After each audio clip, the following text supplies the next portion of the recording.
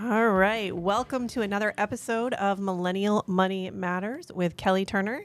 And Derek Mazzarella. And we have a special guest today, Jess Starr. Jess, welcome. Hey, thanks for having me. All right. Jess, tell us a little bit about yourself and what you do. I'm Jess Starr of the Starr team with Keller Williams Realty. I have been a realtor for over 20 years, and we sell about 200 homes a year. It's been down a little bit because the market obviously has shifted here in Connecticut and the nation. I am a single income house with a family of 6. We have a team of about 10 agents, and I'm also a super host of 4 Airbnb properties. We own 10 properties, invest in multiple other investments, and have a pretty sizable passive income we earn monthly. So I'd love to talk to you about that as well. We've been investors for about 15 years and became Airbnb hosts since 2020. So yeah. Oh, great. Yeah, well, that's one of the things we're really itching to talk to you about is because we always hear about the side hustles with Airbnbs. So love to learn a little bit more about that. And I think, Kelly, you got some information for us on that. I do. I have some stats. So, from the mortgage standpoint, the lending standpoint, I do get a lot of clients that come to me just like you as a realtor, like, I want to buy an Airbnb. I want to do short-term rentals, because it became really hot on social media for a little bit, right? Yeah. That everybody was like, the side hustle was the VRBO, the Airbnb. Yeah. And people You're going to kill it. Yeah, everybody's going to make $1 million. Yep. This is the path to generational wealth. And people don't realize a couple things. Is number one, these sort of short-term rentals have been around for ages, right? This is the beach house life, Yes. right? Platforms are newer, right? Yeah. The platform style where you're booking these online, but they're not necessarily the instantaneous, like, I'm now all of a sudden raking in the big dollars, and Right. people don't realize the work that it goes into these. Yeah. It's hard because I think they think there's going to be an immediate gain when you do it. And the first year my husband and I got into it, we don't have any partners. It's just us.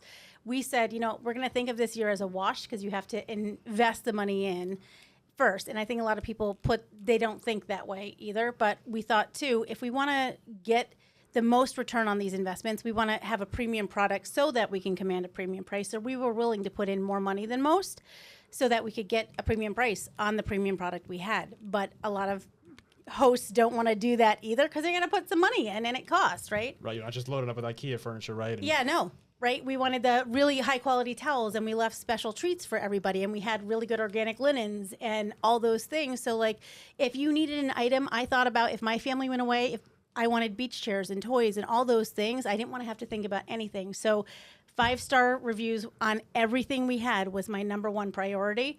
And if somebody had an issue, I would Amazon something to them the next day. It just didn't matter. It was Disney level service, just like our real estate team, all the way. All the way. I love it. So some fun Airbnb stats. So Airbnb has 7 million listings worldwide, covering over 100,000 cities. So Airbnbs are everywhere at this point. Every country, every city, you're going to find an Airbnb. The average Airbnb host in the U.S. earns $14,000 per year. But that is, and the trick with that is so location and property specific. I know people who own $0 a year or who earn $0 a year, and then there are people making 6 figures on some of these properties. So it really just depends on where you are and the level of service, as you said, that you have. Millennials make up to 60% of Airbnb guests, which doesn't really surprise us. That's right. We're like the digital generation. And they are also, though, like a huge growing segment, as we've talked about, of the Airbnb hosts, right? We're seeing millennials really embracing it. And then 43% of Airbnb hosts use their rental income to help cover their mortgage or rent. And that's kind of the income piece to it. Yeah, the first year that we actually put our beach house on, we were taking a trip to Europe, and I said this trip was so expensive for 6 of us to go to Europe that I wanted the beach house to actually cover the cost. We couldn't use it that year anyway because we'd be away for so long. So I'm like, this beach house is going to pay for our trip to Europe, was how I saw it. And then I realized in 48 nights of rental, because of how high the nightly rental was in the area in Rhode Island, we could make, it actually covered our mortgage for the year. And then, so we just needed a few more, weeks of rental to actually cover the trip to Europe too. I was like, oh, this is amazing. So we just thought, all right, well, let's put it on, and we could be very strategic with how we used it and when we rented it, so that we then had a free beach house. So I actually looked at it that if we just rented it for a few months out of the year, we could have a free beach house. I didn't actually care if I rented it anymore because I wanted to be able to use it. So that's how I saw that property. And was that your first Airbnb? Actually, no. We had bought a property in St. Petersburg, Florida, And that was our first technical Airbnb property. It was a midterm rental, so it's 30 days or more. And then because we bought that one, it made me think of this one because we were going away. Yeah. And that one was a short-term rental, meaning, 3 days to a week or more. A week or more. Now, for the midterm rental, what made you decide to have the St. Pete property be a midterm rental instead of a short-term rental? The condo association. Oh, all right. That helps. Yeah, that one said that it had to be 30 days or more. So this is also a warning. So when you guys are looking into investing, really have a good realtor. So we are licensed in 3 states ourselves as a team here in Connecticut, Rhode Island, and Mass. But if you're looking to go buy in different states, make sure the agent that you're working with and connect with an agent locally that they can refer you to somebody. That's what we do all the time. But that they connect you with somebody in the area that knows the condo associations, because every association is different. I've even bought 2 properties in the same, it looks like the same association, but they're not. Each building is a different association down there. I found that out as I was under contract on a different one. And each association has different rules and regulations. Right. So one of those condos I was under contract on the second down there didn't let you rent for a year. Oh, yeah. I had clients they bought a second home in Florida as well. And the same thing, the full year before you can rent anything out. So I had to get out of contract on that one and go pend on a different one. That was the second Airbnb in Florida that I bought. Wow. So anyway, so be very careful. Read those rules and regulations and all those things when you're buying too. Yeah, and there is also state and local regulations to know about. Correct. So there are states that are really, and towns that are really starting to regulate these more. Some of the regulations are really just purely safety. Like you have to have a fire marshal inspection. Yep. They treat them a little bit more like commercial properties. You need to have proper egress, things like that. But some of them are more restrictive. There are some cities and towns where you have to live on the property, right? As an owner, you must live on the property to rent it out. Well, that doesn't work if it's your vacation house. So it's really making sure that you're educated as well. Well, the other things that people need to keep in mind around that too is the type of insurance you need to have too is actually different. It's not vacation rental insurance. It's a different insurance altogether. And it's not insurance that like Airbnb would have to cover your belongings.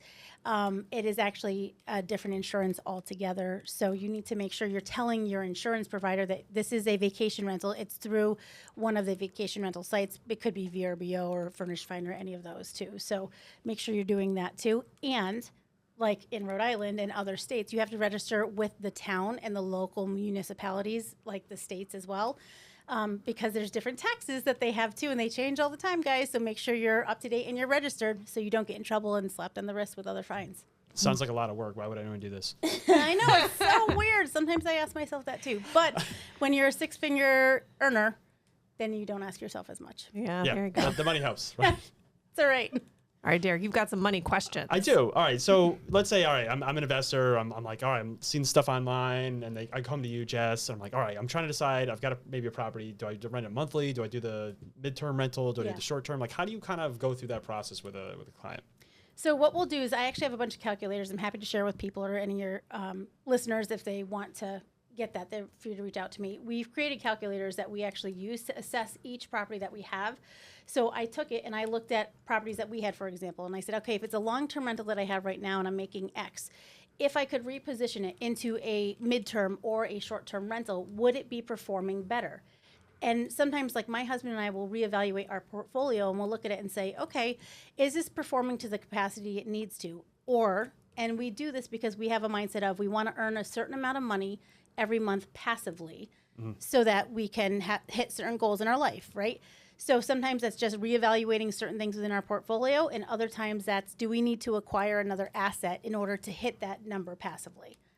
Does that make sense? Yeah. So you're kind of doing the math. Well, I think kind of like what we do here at financial planning is you got to start with your goal. Correct. What's your goal? Is your goal to be as passive as possible? Then maybe the monthly rentals probably make the most sense. But if you want to have more upside in the income, that's where Airbnb is probably going to help. Well, so here's the thing. You start, just like you do with anything, you start more likely than not managing the properties yourself, right? Because you want to make the most money in your mind, so you manage them yourself. Right. Until you realize that managing yourself is not as passive as you think it is, right? Because you're putting the time and the hours in. You're saving that money in your mind, but then you realize, okay, really, if I started paying someone, I probably would be a lot more passive and earning it. So until that property starts performing to where you need to, you're unable to fully step out of it, so it's not totally passive. When it does start performing to where you need to get the company and the people in to actually manage it on your behalf. So you have to calculate those numbers with those fees built in. So again, I'd suggest to everybody to reevaluate their entire portfolio of their properties every year. Also reevaluate your contractors that you have every year. Is your cleaning person, and that's actually where the Airbnb stuff gets tricky, is your cleaning person the most cost effective? Because the cleaning bills, those are the ones that can cost you the most in the long run. So it's good to reevaluate those things over time too. And for our area up here, like our Southington property, that one, we have to reevaluate. Okay, we had a lot of snow this year, and they jacked all our snow prices up big time. So tiny little property used to be $50 to plow, and suddenly it's $80 over 3 inches. Yeah, and you're Right. like, well, in each Are you property, kidding me? yeah, in each property, it's not just right. You have to, especially when you're purchasing them, is think about where is this located? Correct. What services do I need there? If you're talking, and Jess and I talk about Vermont mountain homes all the time, I'm going to buy a ski house. Well, not only do I need plowing, but I need shoveling, Yes. I need, snow blowing, and I need it to be immediate. Yeah. What am I paying for that? I need the cleaning crew. Sometimes roof raking too. Roof raking, a hot tub. Do you have a hot tub Yes. that needs to be clean? Those are very, very hot in those sort of, Vermont ski towns. Well, you have to turn over the hot tub every time you have a visitor. Yes. That costs money, and there are people who do just that, right? Their job is they come and clean out your hot tub. Yeah. So you have to take all of that into consideration. So it's not just as simple as like, hey, I bought this house and I'm going to rent it out. Yeah, and it looks super sexy, guys. Like when you're looking at Instagram and all the influencers, and they're like, look, now I'm driving a Rivian and I've got a Tesla, and I'm so great. And we used to work at Dunkin' Donuts, but 5 years later, we're doing this. You're like, okay, awesome. And you're not showing all the stuff in between that happened to get there. Like, I will take pictures of my kids scrubbing the floors and moving the stuff out, and like, a party of stuff if we're actually doing it ourselves, because I think it's good to show the real side of things and what you're actually doing to get to that part. Yeah, there's always that level of, all right, I've got to build this thing for a few years or a while to get it up and running. You're going to make a ton of mistakes probably up front. I'm sure there's probably some things that when you first started, you're like, wow, if I did that over again, I'd do something differently. Yeah. And we don't see that. Yeah. I think the other thing too to keep in mind is like turnover time. So like, let's say people don't talk about this either. The time that it takes to turn properties over, depending upon the cleaning crew you have. And, you start off, and sometimes the cleaning crew could be somebody that that might be cleaning your house that could do it. And that might not be the right cleaning crew. You might need a couple people to turn it over. And I am anal about the turnovers. Like, I want all that bedding done. I mean, the comforters too. And there's a lot of Airbnb hosts that don't do that. Ugh. Right? Think about that. But think about it. I had a friend that's an Airbnb host that said, Jess, do you think hotels No, clean they the do comforters? not. Nope. No chance. Right. But my Airbnbs do.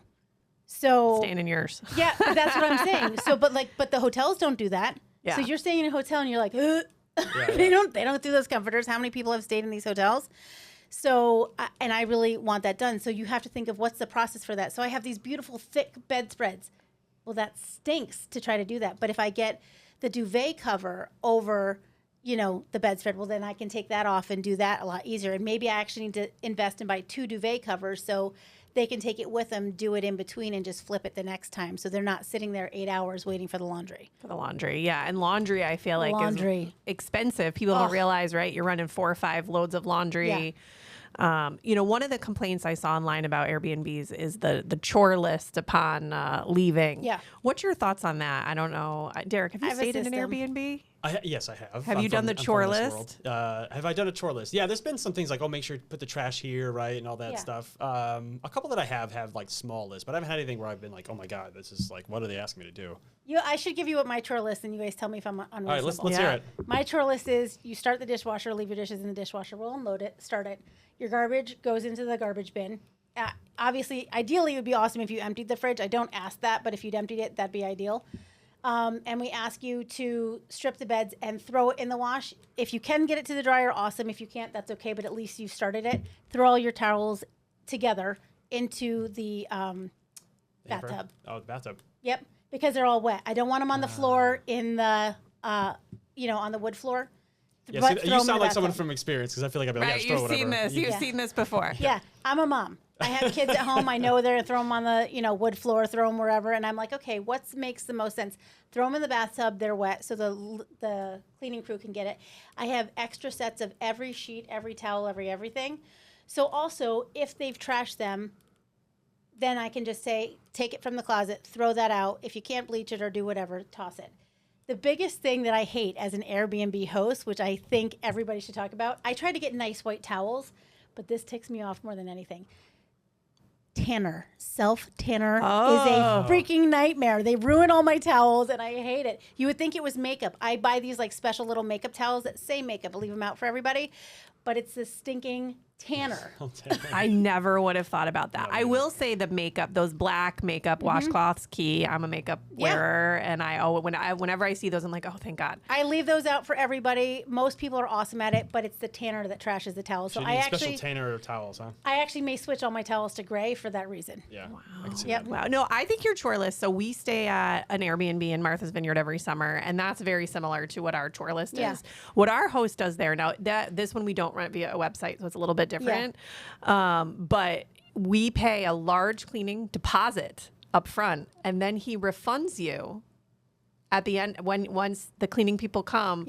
Because his cleaning people charge by the hour. Depending on how clean it was, how much it cost him, he refunds you. So the incentive That's a great idea. is so. Let me tell you, I am that fridge is cleaned out.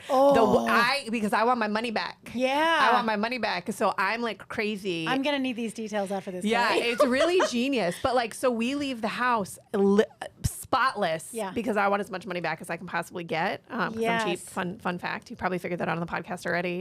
But yeah, I thought it's a smart move because the incentive is very high. Yeah. To keep it really clean. Well, so here's another fun fact. My other goal, being a vacation rental host, was I only wanted to use the platform really once. Because if I did a great job, I didn't mind paying all those fees. But if I did a great job and I earned those reviews, what I have throughout every single property is book with us for a discount. So I have a QR code in every single property, and I have a website I've created that they can book direct again. I also make them sign a waiver for certain things to use, like our kayaks, for example, in Rhode Island. So they have to give us their email address. I get their phone numbers beforehand. So I'm also building my database for all our past guests. And I'll send specials out as well so that they can rebook. So I get that information, which is great. We've got a database, number one. So that's key to build your business, right? For any business. They can rebook. I don't need the website again, so I save on Airbnb fees. We can actually charge more and make more. The guest saves and pays less. So it's a win-win on both sides, which is great. And then I have loyalty from them too, which is good. And I'm not worried because I can also tell I'm not sending it to the guest that was a jerk. Right. Yeah. I'm You not sending you got a scouting report on all the guests. to the guest that broke all the toys or whatever else. You know what I mean? Like Yeah. there's people that are going to treat it like it was their own property. So the cool thing is I have guests that treat it like their family home that they come back to too, which is great. Yeah, that's how we feel about the place that we go to. Yeah. We go every year. It's like our house. Yes. My kids love it. They look forward to it. Yeah. It's ours Yeah. as far as we're concerned. Yep. And that's the way, like, if you're not going to buy yourself a beach house, that's how we want them to feel about our home. Yeah. So that sounds like a lot in general, managing one property. So how do you do 4? How do you kind of scale up? And Well, I have 4 children too, so I'm used to this like Just herding chaos, cat yeah. thing. 4. So I actually have, with my real estate team, I have virtual assistants that help us do a lot with the real estate. And when we were slow, all of a sudden I was like, you know what? I can use you to help me with this. So they help manage our social media page. You can follow us at 5 Star Properties. It is 2 R's in Star, by the way, like my last name. Even though we had our social media accounts hacked, that one was saved. I don't know why. Hey. Thank God. Small miracles. Yeah. Well, we had all individual sites for each property too, but that was the only one that was saved. I'm like, Weird. so anyway, so they help manage all those accounts. We have individual leases that we do. They help manage all that too. And they do help manage and automate some of those systems for me. But I created a lot of those systems. So once it's created, and that was some work and some headaches, but then it's just duplicatable. So I wanted it done right on that first one, which was our one in St. Pete, that first condo that we did.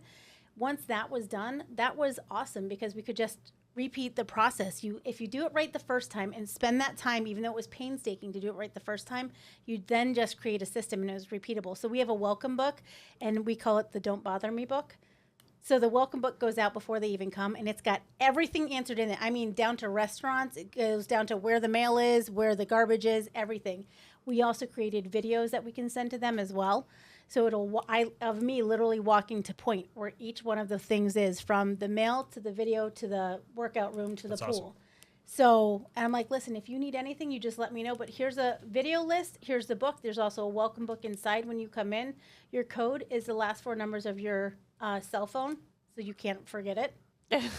So you can't forget it. Well, and I think part of the allure of Airbnb is that sort of anonymity that like people don't really want to interact with you. They just want to go and pretend it's their house, right? That's what you think, Kelly. Really? My guests, they're like my best friends. They're like, listen, Jess, so this is what we were thinking.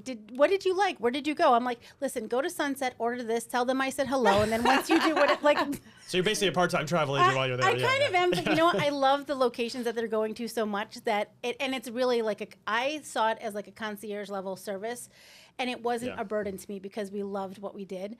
So, and it was curating an experience, which was you're building relationships with those people too. So that's why, to your point, when you have that list and you ask them back, they're like, oh yeah, I love Jess's place. It's the best. Yeah. And now they tell their friends. So that's the coolest part. So it was just like with my real estate business, it just was word of mouth and it kept going, which was awesome. And honestly, because of the Airbnb, we've actually gotten more real estate business with it. Yeah, because it's just the more people who know you, the more people who know that level of service that you offer. If you offer it in one thing, you're obviously offering it in another. Yeah. So like the Southington one, we literally listed multiple properties from the people that stayed there because they were visiting their parents. Somebody passed away. Some other friend needed this. So they just sent it our way. So it was great. You're like, close those deals. Yeah. But it was only because we were doing the right thing and taking care of people. So. Well, yeah, that's the most important thing for sure. Do everything you do with care, and I think it'll always come back to you. So, but it's a great side hustle to do, but it is work. So when people are like, oh, it's no big deal, it's going to be great and so easy, like, no, everything you do, you have to be willing to put in the work. And I think right now there's a lot of people that think everything is a side hustle and it's so easy and they want it like this, but they're not willing to do the work. So be willing to do the work and be willing to care more than anybody else, because I have friends with the same Airbnbs on the same block, so that it should be the same. But they didn't do the same work that I did. So theirs don't rent like mine do, and they don't get the price that I get. Yeah, because it's about the experience. Right. Now, have any of your places been trashed? I think that's the big fear for a lot of people. Party time, bachelorette party, bachelor party. No, I had one, like, leave it kind of crummy, like they just were sloppy people, I think. And that was my one. I caved one time on one of my standards, and that was I let a shorter booking happen.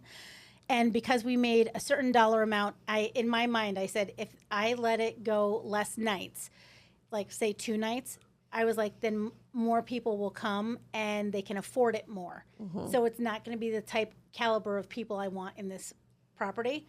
So I wanted 3 nights or more because it would command a different person. Yep. And I could tell, because I could tell the type of beer cans that were left in the fire pit at my beach house. So I'm like, nope, never that's again. why it's important to hold those standards. I think everyone learns that lesson in business. You're like, every time you cave to that standard that you set for yourself, and make an exception, that's not where you want to be. My husband laughed at me, and I was like, this is why. You're like, I knew it in my, yep. He's like, you said it so funny, but now I see what you mean. Like, yep. So there's that. Yeah. I love it. What other questions you got there, Derek? I think it's going to be hard to say, right? Because each property is a little different, but like upfront cost wise, how do you kind of figure that out when you're kind of looking at the property? I don't know if there's probably no certain metric you have in that, but. Well, so there's certain things like when you're acquiring a property, number one, like, are you buying, when I bought the properties in Florida, those properties, one of them I bought and I completely gutted. So it didn't come with any furniture, but a lot of properties in Florida, when you buy, because there are a lot of vacation areas where people pass away, you can buy with furniture and that kind of thing. Yeah. Is it always the furniture you want? Like the second condo I bought. I don't know, the shag carpet, it looks pretty hot right now. Who knows? And second condo was like grandma's condo. So it wasn't necessarily the furniture I want, but I have an eye for design. So I was like, you know what? I can make this room old Florida and really update it and do X, Y, and Z. And it looked adorable by the time I was done, which was great. But I had to be able to throw stuff out and put in the work again to do it. So sometimes that's even more. When you start with a blank palette, different. So that saved us some, yet cost us more time. So it's a cost-benefit analysis. I would say on an Airbnb, you can probably get it all done all in, but you have to be a shopper and know where to go. So think Wayfair, Amazon, but look luxury on a beer can budget. Gotcha. And you can use Marketplace too, like crazy, and Home Goods for a lot of these things. Rooms to Go is also a really great resource as well. I think you go all in 10 grand or less. Gotcha. Wow. So what are the items that, in your opinion, you feel like you should pay up for this stuff? Like, I'm sure beds are probably up there, right? Or So this is the thing that I get like ranked high on my linens. Yep. I get ranked high on my accessories. So meaning like beach chairs and things like I have great anything you need in the kitchen, any appliance, any platter, anything you're going to need to entertain, I have it all. Anything you're going to need for the beach, period, I have it all. Anything you're going to need for a kid, I have it. Games, you name it, I've got it. My linens, my like towels, all that stuff, my mattresses, I always get like, you've got the best mattresses, where do I get it? People actually always want to buy the stuff I have in my, and the number one thing they take from us is our pillows, not just decorative pillows, the normal pillows you sleep on. The sleeping pillows. The sleeping pillows. I did a video on Facebook about this. They take our sleeping pillows and they take my, it just irritates me because they're adorable. They take my little flower arrangements. oh no. What? It's only happened twice, but I was like, that is so irritating because they were so cute. Like, you know, the little tulips and water Yeah. or roses or whatever. Like, who's like, oh, this must be for me. Yeah, I was like, these are adorable, and they How match nice the of Jess. bedding so Yeah. perfectly. You have stolen it, but pillows. People Twice. jack your pillows. Jack my pillow. My Well, I pillows are great, but they're from Amazon. Like they're not. But you know. just found one that you like, that clearly Love 'em. people like. Yeah. And do you have them at your house now? Yeah. So my husband and I had this revelation. Our Airbnbs are nicer than our own home. So you're like, All of a sudden, our home is getting an upgrade because I actually went so all in on them, and you know the kids can go feral sometimes. So Yeah. I'm like, I'm not putting it in. But now, yeah, our house is You should getting put an a upgrade. QR code on the pillowcases. Like, this is where you get them. So actually, I am creating an entire buy list on Amazon. So if somebody wants to start an a good Airbnb, idea. they can reach out to me and they can do a buy list directly from me. look Oh, at that. Yeah. See? Look at that. What a great idea. Yeah, And another way to generate passive income. correct. Yep. So they can buy the entire list at some point soon from me on how to buy and set up an Airbnb. You literally can put an order pad together. I'm going to sell that, and then also the direct link to buy directly. Wow. It's genius. Are you to make those affiliate links? Yep. Good job. Genius. Genius, Jess. Not so bad, right? No, I love it. I love it. All right. So as we wrap up, what would you say is the biggest mistake that you made in starting these? Like, is it an item you purchased? Is it an assumption you made? So this was an assumption. So when you look at one of the sites that we like to use is AirDNA, right? When evaluating a property, AirDNA lets you see how often a property is booked when you're figuring out, you know, your numbers, correct? So what do I mean by that? Like, okay, occupancy rate. That's a really popular term that people put around. So they're like, okay, this is great. A good occupancy rate that you'd see a lot of times is between 60 to 80% that a property is occupied. So that would mean in a month. Yep. So you can figure out your numbers. So we had a property that it was supposed to be like 70% occupied. Awesome. So you'd say 70% in a month, right? What if it was 70% for the year? Oh, yep. That feels a little different. Yeah. If it was 70% for the year, that can mean a certain number of months it's not occupied, Yeah. which did apply. Oh. So, and it's great other times. So what I mean by that is like you have to be super smart about saving in those other months because winter is coming, friends. Yeah. So Yeah. Yeah, like if you have a Rhode Island beach house, I'm sure it's not packed in the winter, right? it's not. But even Southington, the first couple months of the year are painful because sometimes it's great for snow or weddings and other times it's crickets. So you have to be smart with what you're doing. And sometimes people come because they're visiting family. That's an area that people like to visit family, or they come up because of colleges and that kind of thing. But it's also now getting pretty saturated with other Airbnbs. So you have to be smart about it. And like the Rhode Island one, we're just like, we rent it because we want to pay our mortgage and do improvements. And once those things are met for the year, we're like, we're good. We're good. We don't care if we rent it. It's the done. Well, the important thing is you know that number. You know Yeah. how many times you have to do it, and you know if Yeah. you can get it. We're right? like, So the that's deck will cost this to put on, and the mortgage is this, and oh, we hit it, great. Perfect. We're Yeah. done, and now we're gonna go Yeah. down to Rhode Island and enjoy it for ourselves. And I think that's the piece. A good piece of advice for a lot of people is: can you be like a straight Airbnb investor? Absolutely. Yes. To start, though, it does help to have a house like your Rhode Island house where Yep. you also want to enjoy it, and Yep. you're gonna dip your toes in the Airbnb water. Yep. While the incentive isn't necessarily just the money, right? Correct. It's also your house that Yeah. you're going to enjoy as well. Sometimes you also need to have a spot that you can just go and relax. We also use that. So when I said, remember I said there's a couple different ways, like your net worth, your passive income, save on taxes. Well, there's something called, which this is a lot of things to touch base on, but there's something called the cost segregation study.